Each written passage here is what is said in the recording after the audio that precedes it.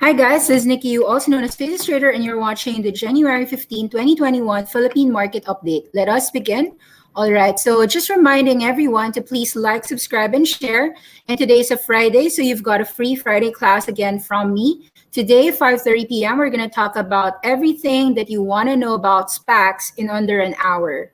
For those who aren't aware, what is a SPAC? It is a special purpose acquisition company, and we're going to discuss why I can make 20%, 100%, or even 1,000% with SPACs. So don't forget, come into our YouTube channel later, 5:30 p.m. You can watch us live. Every Friday is a free class. Just go and like, subscribe, and share inside Awesome 10X. So let's begin. The Philippine market is 7,238.46, negative 34 points down. But you could see that the market heavily has been trading a lot of speculative issues. Your BSC right now trades at a third ceiling. It didn't hit ceiling, but it was up 36% nonetheless, now trading 1.43 after disclosing that it has plans to do in about 2 years to really harping out their Myanmar, their wind farms, and all their renewable energy foray.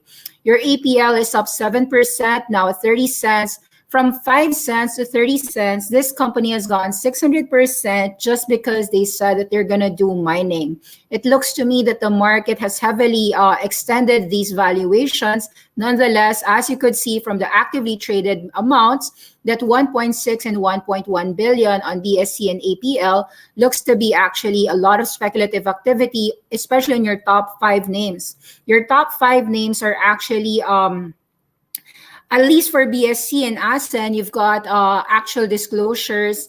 APL is more on the mining. Your FA wants to do the squid pay and their forays on their platforms on having cryptocurrencies. And as you could see, 285 trading at 288, it's more 600 million. You are seeing that the top 5, top 10 even of the market are mostly on the speculative efforts. So BSC, APL, PHA, ASEN, AR, DITO, TBGI, MRC, Merrimart, you could see that around approximately something in the realm of 5 billion pesos in the Philippine market is almost all trading what you would call in the Philippines as junk stocks or basura stocks. BSC, APL, PHA, ASEN, AR, DITO, TBGI, MRC, Merrimart. So so you could see that the market is so frothy that the Philippine market is really trading a lot of non-index issues, particularly speculative issues, backdoor plays, restructuring efforts, etc., etc.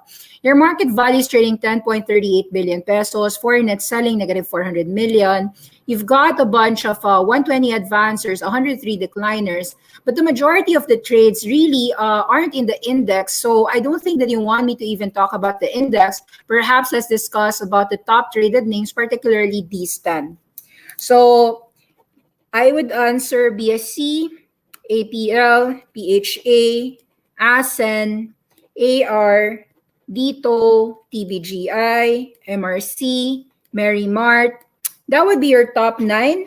And most of the actively traded is really just focused on these 9, except in the fact that your IS is now trading even your top 26. Your T continues with about 30 million pesos, and this one is 60 million pesos. So you are seeing that the market is heavily trading unusual names in your top 30 names. In fact, in your 5 most viewed disclosures, a lot of the disclosures are reply to inquiry of unusual price movement, except that for BSC at the very least, they have discussed that they have this comprehensive disclosure about their foray on their farms, wind farms, solar farms, etc. So the company wants to be also in the renewable energy. A lot of companies are discussing those renewable energies for quite a while now. So as you well know, Basic Energy has had plans for about 7 years. Let's see whether these plans are executed very well. And they're actually going to sell shares. Read again the MOA. It says here that they're going to issue 9,827,990. So let's just round it up to about 10 billion shares. They're going to raise the capital stock. So they want to raise money. to the effort of solar, wind, biomass, petroleum, and all these projects. 25% upon closing date, 75% upon capital increase. They mentioned that they already have a 220 megawatt project in Myanmar, and they already have service contracts of 50 megawatts with DOE for some of their wind power projects. So that would be about approximately 270 megawatts. Take note that BSC is a smaller company amongst the power generating companies in the Philippines. So okay, so let's see.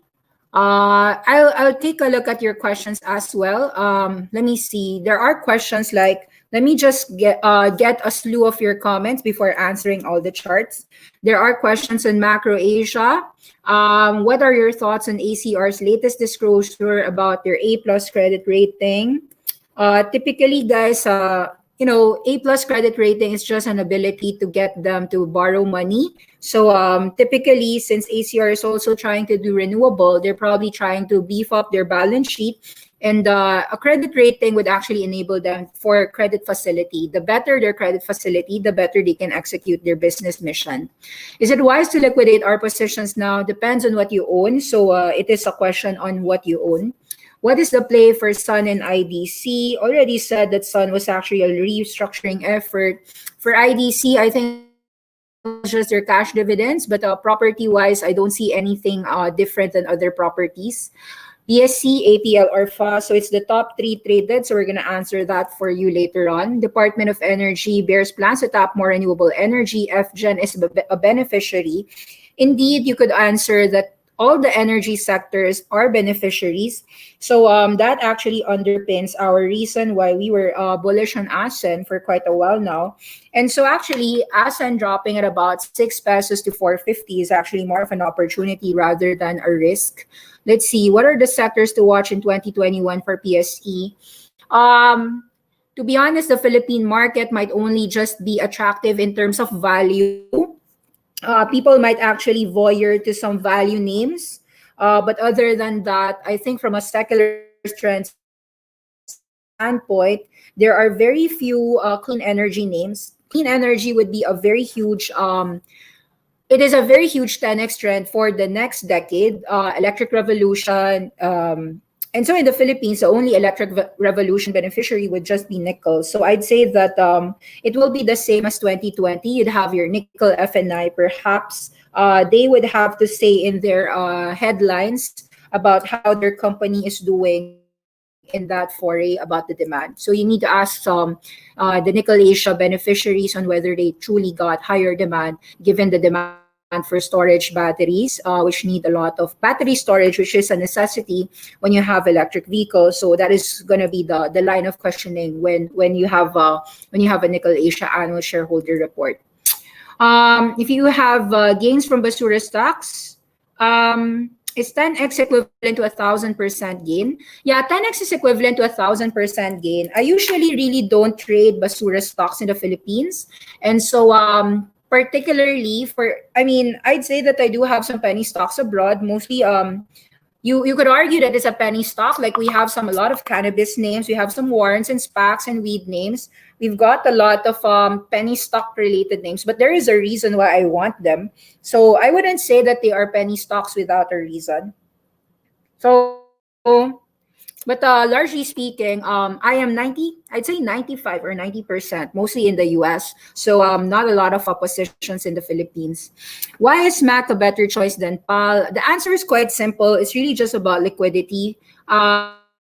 Philippine Airlines does not have any liquidity. So you are getting a useless company if you don't have any liquidity. Liquidity simply means buyers and sellers. It has nothing to do with the company fundamentals, by the way. Liquidity is just a function of whether there are buyers and sellers. So, all right, I got your questions. Let's try to answer some of your questions in charts right now. Okay, BSC was already answered, but let's take a look. So we actually answered that PSC is being speculated upon by the market because of their foray into the wind and the energy. And given the lack of opportunities in the Philippines when it comes to renewable energy plays, the market is voyeuring to make some speculative names on speculative plays, meaning a lot of your companies which are actually doing some foray on that is getting the action. So how big of an action had BSC gone into? Almost like 10x already. You could notice that this was 20 cents and it's nearing 2 pesos. Hasn't reached 20 pesos, but almost 10x, isn't it? So you could see that if you weren't starting at 17 cents here, 15 cents to 150, already a 10x move or a 1000% gain for your BSC here at about October 2020. Usually, guys, a 10x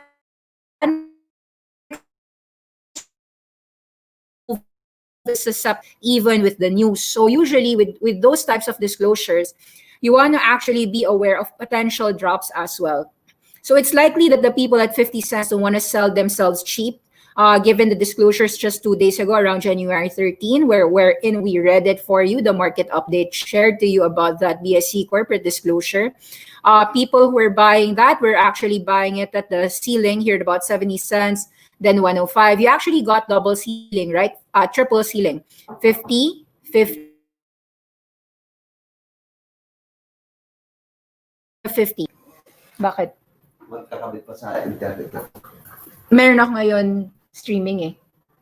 Mawawalan ba ako ng net? Hindi basta mawala. Okay, sige, go. All right. Sorry. Sorry. All right. So yeah, so as you could see, so you already got the triple ceiling on BSC. That means that the market already priced it in. The market is aware of the news. And therefore, even the people who have been buying BSC aren't actually aloof about the type of gains that they have. So typically, when you have something like that, you cannot actually say that it's the end. However, it can go, of course, extension moves. And typically, with a move like that, you are seeing higher lows and higher flags, perhaps. So if we're gonna ask the trend about this name, despite the first resistance right now at 156, take note that this was the third ceiling. So just for information, third ceiling. So third consecutive ceiling, no? This was your second ceiling at 1. So you have a lot of ranges here. You're seeing a huge range here from about 150.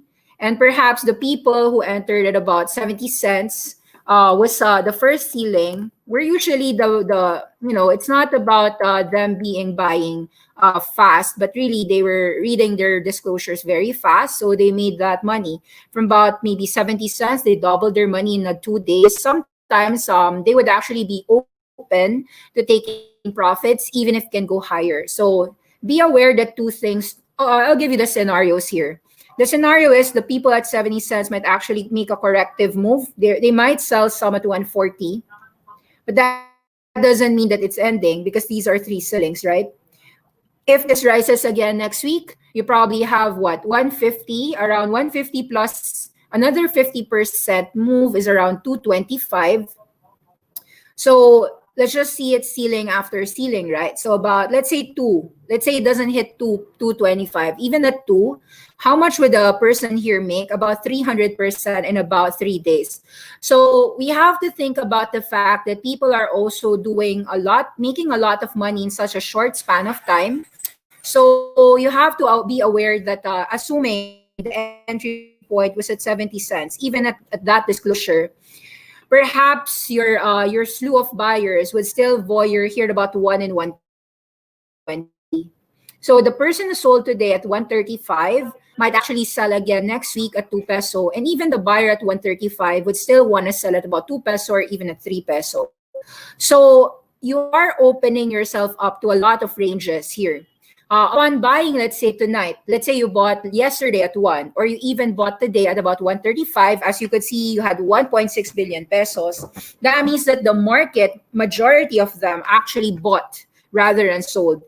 1.6 billion is one of the highest volume. If you notice the volume patterns here over the last couple of days, November, December, January.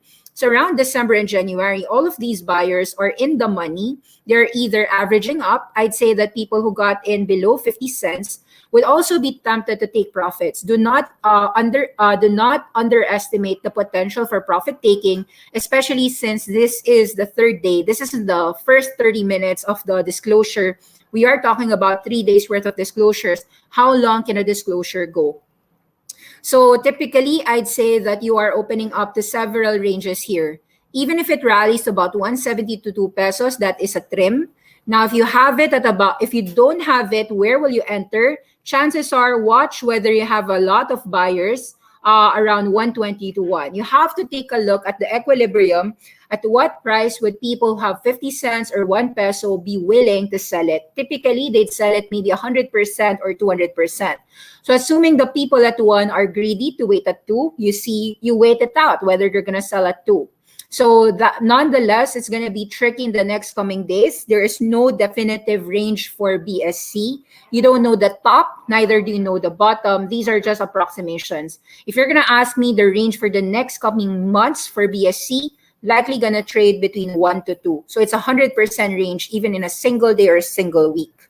Now, for APL, this is quite more of an extension. So unlike BSC, you could see that despite this one hitting from 5 cents to 34 cents, or almost about 700%, even if it can reach 40 or 45 cents, these are extensions after extensions. Assuming you sold today and you'll sell next week, I'd say that that is all a selling front. This is all frothy. And even if it falls next week, it also is still a sell at 25 cents. Even if you sold at 20 cents, do not say that you're wrong, because usually buying a 500% move without like any other disclosures except the mining disclosure, that's not enough for actually a sustainable 10x move. And so it's going to be a lot of selling front, perhaps from about 15 cents to 45 cents. You've got a huge range. People who don't have it are not expected to buy it and not expected to actually hold it for a long time. Now for PHA, this has been extension after extension. Take note that extensions are not actually buying areas, but actually selling areas. Let's say you sold at 220, you sold at 250, you sold at 290. Is it wrong? No, the answer is not wrong. You actually sell into the froth. Why are you selling these names? It's because these are vertical up climbs. The more vertical it is, unlike these types of slopes, the more euphoria and insane, you actually are susceptible to a lot of correction. It doesn't mean that it will not end. It could even go to 4 pesos next week. But the point is you actually want to sell into it rather than buy into it. Whenever you're buying, take a look that you have to be buying at early parts, not at the very least you're buying at the greed formation, which is somewhere in this type of zone, rather than insanity zone. So actually, FA would still continue to get a sell rating from us. APL would continue to get a sell rating from us. Let's take a look at ASEN today. All right, so ASEN has already fallen. As you know, there was a vertical upshoot here. Usually when you have a vertical upswing, you can actually see a lot of selling front, right? So whether you were selling on the way up or you were selling on the way down, all of that is actually still a resistance. So you would still continue to be selling all the way. So it means that from 750 to 10, you have a lot of selling pressure there. Even as ASEN goes up, you still will have those selling pressures. So right now you still are in a range. You could see that the first support has been, you can only see the support after a move, right? It is an intraday close at about 650, telling you that 580 or 6 was a support. However, that is a minor support, not an actual support. The real supports would actually still be around 5 or even lower, given the froth. You have a lot of support at 360. Will it even fall that low? Chances are, it really depends on the market. The market will tell you if it can correct down low. But in the short term, you have these supports. At 580 to 550, ASEN gets a support. Take it as it is, but resistance as well at about 730. It is a trading action range for your ASEN. AR, let's see.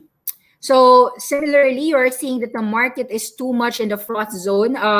What we mean with the froth zone is that whenever we are seeing names that don't have any value traded at all, only from December to November to January that we have actions on these, you're actually seeing that these are one of the last offshoots of a rally. So typically, these names that are actually already, you might not think that it has resistances, but it actually has. There are these spikes to actually be selling into rather than to buy into. These are selling areas. So for those who have ABRA, AR should be sold at about 5 cents, 7 cents, and 8 cents. So you want to actually sell the upfront. So it's a sell on the move. These top 9, 1, 2, 3, 4, 5, 6, 7, 8, 9 are actually, guys, selling areas, not buying areas. Perhaps for BSC, you can trade the range given that they have the news, but you have to be careful about buying any price, right? So Dito Telecom, after hitting what 1456, you are still seeing that it broke out of this 758 area. We haven't seen Dito Telecom have a huge crash yet, but I would say that these are still froth to actually be selling into. It's not a buy. So your buying zones would still be around 9 peso to 8 peso. You don't want to actually be buying the froth. You want to be selling the froth. Let's take a look at your TBGI as well. I'll just give you the top 9 names that are being traded in the market. So AR and TBGI up 50%, a lot of swings, but take a look. You've got a lot of resistances as well. So just like AR being a sell at 6, 7, 8 cents, you want to actually be selling your TBGI near 6 cents, 60 cents, 70 cents, and 80 cents. So whether it rallies here, take note that there are these resistances to actually be selling in the froth. So these are all sell areas, guys. It's not a buy area. MRC, let's take a look at that. How much resistances do we have for MRC? 90 cents and 1.1. The higher it goes, guys, the more you actually want to be selling and accelerating your selling before they actually drop. They have a tendency to spike up and then after the spike, go down. So you actually don't want to miss those spikes and you want to actually be selling while the spikes are there. So selling froth at 90 cents and 1 peso. Those who have MRC shares should not forget to sell them as they go up. Mary Mart, let's take a look at that. So while the market is heavily in the frothy zone, people are heavily in the speculative fast money zone. Take advantage of that. Although Mary Mart hasn't gone in fairness to Mary Mart, this is not an insanity zone yet. You could see how, because it's just really just there. Like, how do you know that it's not insanity zone? Because it's still trading in a consolidation. It's still just in the euphoria zone. So maybe for Mary Mart, you can wait it out, see if it's gonna go insane. If it's gonna go insane, see whether you can sell somewhere higher at about 10 or 12. So yeah, I'd say that among them, BSC, Asen, and Mary Mart are less susceptible for a crash because they at least have, BSC is a big 3 ceilings already, so it could actually crash, no? However, amongst these 9 names, I'd say the most at risk would be the vertical offshoots. The higher the vertical move, the riskier it becomes. So let me answer some questions as well. People are asking, what do you think about MacroAsia? Okay, MacroAsia has gone somewhere from about 4 to as high as 9. So if you just do a simple Fibonacci of the first moves here, no? Here, take a look at that. You are already seeing the first support at $6. So what you want to see here is that can MacroAsia trade between 6 to 7 in the next coming months before it actually consolidates for a breakout next coming months above 7. So why would MacroAsia break out? You probably need to take a look at a lot of companies in the airline zone abroad. Let me show you some airlines within the other countries, right? So I'm gonna show you the sectors like the value plays in the globally, so that you are aware that indeed the market has a lot of bargain hunting in the value plays. I'll show you what's happening abroad. I have it here in the value sector. So in terms of theme, the Philippines would have a theme which is just really value names. So some of these were actually short squeeze names or even a transformational plays. Your GameStop went from $4 to $40. Your Bed Bath and Beyond, actually this was a transformational play, something in the realm of about $5, if my memory is correct. Let me see. Performances. These are just daily moves, but we are opining that the market would actually move on a reopening theme for them. So GameStop, Copen is a value play on the wearables, but let me show to you Bed Bath and Beyond. Bed Bath and Beyond went up 77% year to date. 1 year. It's 50% up year to date. But when you take a look at Bed Bath and Beyond, this is actually it has been the business of L Brands. L Brands actually owns this. Take note that this has rallied from $3.50 to as high as $27. So you have a new CEO, new management, ability to execute. So those are transformational plays. You actually want to see in the Philippines transformational plays as well. If you're looking for a 10x move or at least a 100% move at the very least, the value in the Philippines is compelling. However, you need to see execution on the management standpoint. In terms of Bed Bath and Beyond, it was really their candles and a lot of their it was really revenue driven. I'd say that it was revenue driven. The fundamentals were there to actually support the extension moves. And so for MacroAsia, what you actually want to see on this companies for them to actually execute. If MacroAsia executes for 2021, you would see a beneficiary, right? So right now you're seeing actually airlines worldwide. This is Delta Airlines, already rallied from about $20 to $42. This underlines actually a lot of our American airlines, Cebu Pacific Airlines, to actually be on an uptrend. The Philippines is just lower. It is a slower horse. However, if you're going to ask for the secular theme for 2021 for Cebu Pacific and all of your Philippine entities, it's gonna be the play on reopening. So it will still voyeur on whether your travel industry, which actually will emanate with your Cebu Pacific, your MacroAsias, they would actually follow a higher low path as long as the market believes that a vaccine is imminent. And so they're actually COVID vaccine beneficiaries. Despite them not being medical related sectors so actually your airline sectors would actually be beneficiary of that.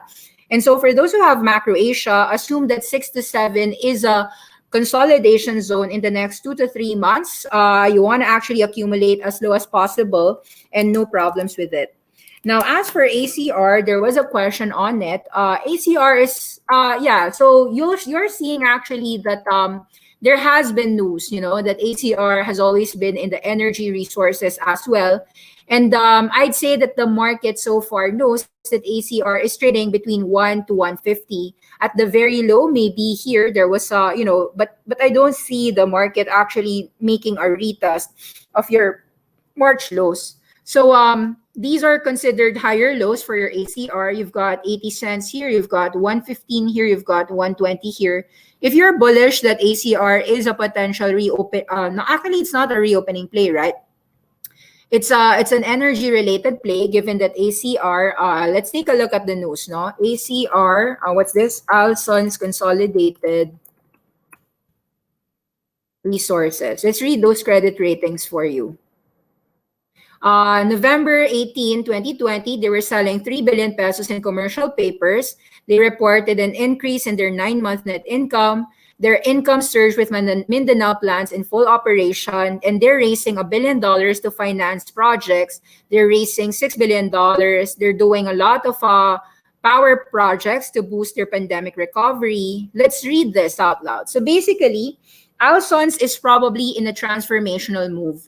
They only need money, and that's why they're trying their best to actually borrow money from commercial papers in order to really make their business sustainable. So here they're saying that the company's plants are going to supply consumers, especially in the Mindanao region. They already have a total capacity of 468 megawatts. So guys, between ACR and BSC, even if you add it, is somewhere in just 220 plus 50, which is 270 megawatts. ACR has already 468 megawatts. However, these are coal-fired power plants. So that might be the reason why the market isn't too much in that, because this is coal-fired. However, the beautiful thing is that they have hydroelectric. This is 14. And they have another coal-fired power plant in Zamboanga, which is San Ramon Power. So they are also doing a lot of renewables and expected to commence operations by 2022 in General Santos City, and with 7 hydroelectric plants in development. So Alson's Power is a function of 2 things. They've got the old and they also got the new. It's coal and hydro.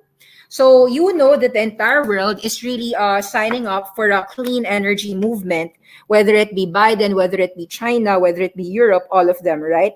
So I would say that ACR is a mixture. You've got a mix because there are proponents against coal, but they already have that. So they cannot actually just exit away from that business. And they also have foray to hydroelectric. So all of these commercial papers that they are selling is all meant for that power play that they are doing in Mindanao. So from a news perspective, a narrative perspective, Alsons, I think, is trying their best to really do well in the next coming months. No, they're doing these, and if they are successful for these, it's gonna be successful for the company in the next maybe 3 years. So, if you are bullish on ACR, not next 3 months, not next 3 days, but next 3 years, this is likely what's gonna happen. You've got a 10-year resistance. This is 10 years at 158. Expect maybe after a successful catalyst on their commercial papers for a breakout above 158.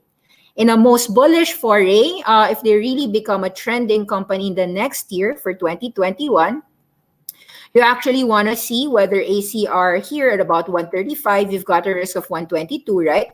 The risk if you enter today is just 10%, or even let's say it goes 20% down. If you're bullish onto it, you probably want to accumulate even further at 114. So let's assume that in the next 6 months, you actually want to be accumulating ACR from about 135 to 115 around this zone. You want to wait it out until the news tells you that the commercial papers have been finished. They're going to commence their starting plant. So their plans are going to foray and fruition about 2022. So that would be about 12 months in the making. Let's see whether 12 months in the making, whether we are seeing a 100% move on your ACR. So it's a question mark for me, but it's a watch list for you. ACR would be a watch list for me. What else? IDC, other than the stock dividends, I really don't know what else is happening with this. Property firms are generally, it's cyclical. Property firms are cyclical. You have to believe that there is value in a company. I mean, I understand that people would do some value bargain hunting, but I'm not sure if IDC is their bargain hunting pick. If this was their bargain hunting pick, I'd say that it's the same narrative for CPG, which is also just a bargain hunting pick for other people hitting their properties. Crystalline, which is a laggard, also bargain hunting pick, right? Now for reopening, you will see restaurants, right? So you've got your Pizza and Max's continue to still be a bargain hunting play. So just like all of them, you'll see that they have consolidated right now. And that consolidation is actually an entry opportunity. So take a look at this one. Shakey's Pizza has gone up from about 550 to 9 peso. This is actually a good consolidation back to 760. You want to actually be entering 760 all the way to about 684, even as it can fall back to a lower price. Maybe a bad earnings could happen, but you actually want to be on the lookout to buy these names, as these are the names that are actually going to be the theme for the next 12 months. The reopening, the re-entry of the market to international franchising options for Shakey's Pizza, which opened their first Singapore branch. They will open it in Lucky Plaza. So the same thing happening, right, for SSI. SSI is a transformational move because what they're doing is really trying to reinvent themselves with Shake Shack in their offerings, with a lot of food foray, right? So when you have those moves, you know already that this one is a pullback to actually be attractive with. So SSI is a pullback from about what price? It rallied from 105 to 187, had a dip here at about 136, which was actually supported at about 382. These are the pullbacks that you want to actually be entering into. For those who don't have SSI, you want to actually enter as low as 146 below. Right now, the price is 150. See whether you can enter 150 all the way to 136, as these are transformational plays. Whether it goes to about 2 pesos or 3 pesos, I think the question is just on execution, not on the fundamental side.